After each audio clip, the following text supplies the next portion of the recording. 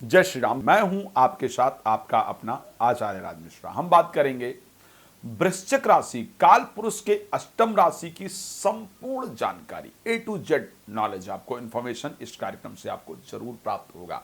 मैंने हमेशा कहा है कि एक राशि में जन्मे हुए व्यक्ति का के 9 प्रकार के लोग होते हैं। इसीलिए लोग कहते हैं कि साहब उनकी भी दोनों की एक राशि है, एक बड़ा खुश है, एक बड़ा परेशान है।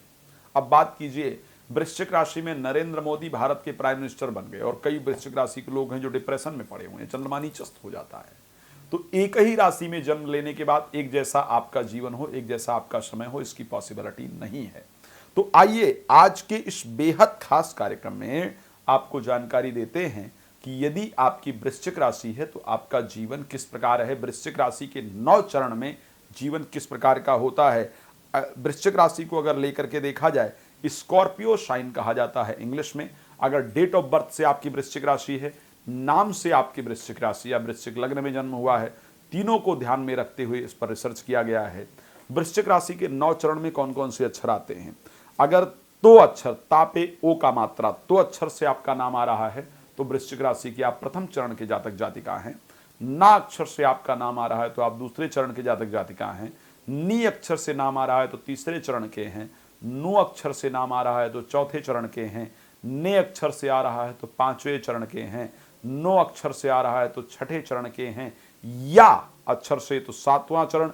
या पे बड़ी का मात्रा ई अक्षर से आ रहा है तो 8वें चरण। और यू या पे बड़ाऊ का मात्रा तो आप 9वें चरण के जातक जातिका। आइए बात करते हैं कि आपका जीवन अगर इन 9 चरणों में आपका जन्म हुआ है तो आपका जीवन किस प्रकार का होता है।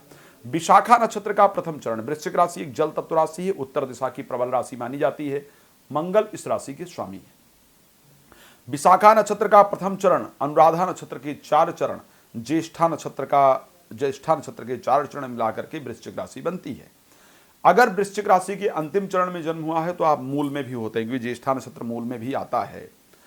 अब सोचिए, इस चरण में इस राशि में जन्म लेने वाले अलग अलग कैसे हो सकते हैं। इस राशि के 9 लोग अगर उठाए जाएं तो 9 का जीवन बिल्कुल डिफरेंट होगा। और वो क्यों होता है।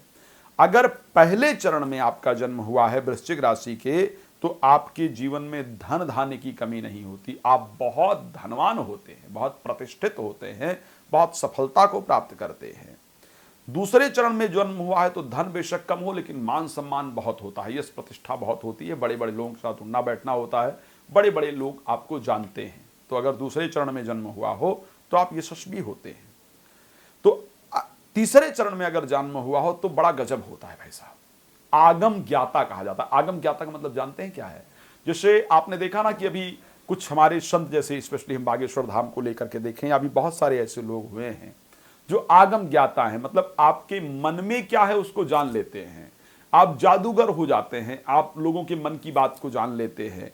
या आप कोई धार्मिक बहुत अच्छे व्यक्ति हो जाते हैं जिस कारण से आपका मस्तिष्क इस प्रकार होता है कि लोगों के जीवन में चल रही परेशानियों को आप जान लेते हैं।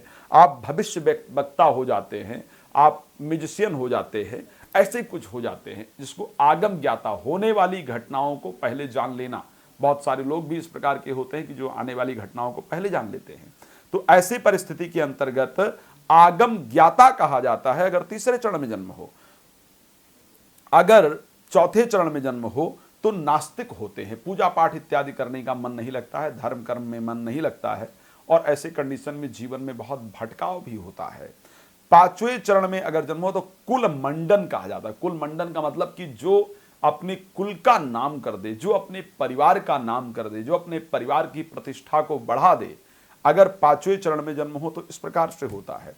6ठे चरण में धन्योपार्जक, धन धान्योपार्जक यानी पैसा जीवन में खूब आता है, खूब कमाने के लिए प्रयास भी करते हैं, संघर्ष करते हैं, लेकिन धन खूब आता है अगर 6ठे चरण में जन्म हो।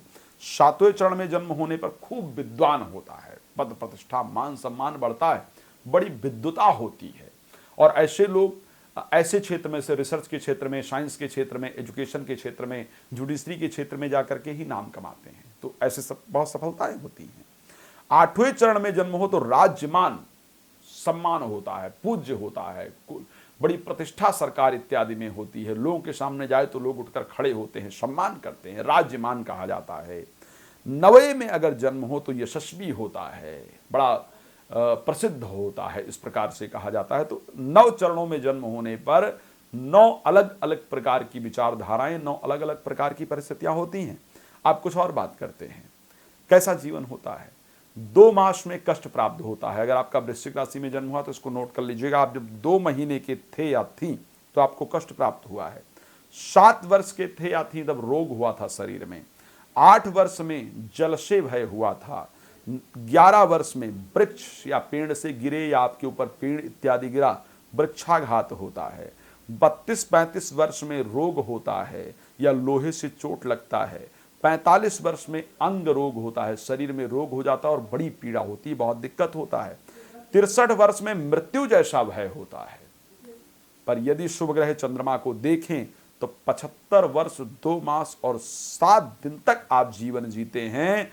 ज्येष्ठ कृष्ण पक्ष में मंगलवार को रेवती नक्षत्र में के प्रथम प्रहर में देह का त्याग होता है। रात को 9 बजे, दोपहर को 12 बजे लाइव भी आता हूं। हमारे साथ लाइव जुड़ करके भी अपने जीवन के बारे में बहुत कुछ जानकारी प्राप्त कर सकते हैं। अब इस कार्यक्रम को यहां पर विराम देता हूं।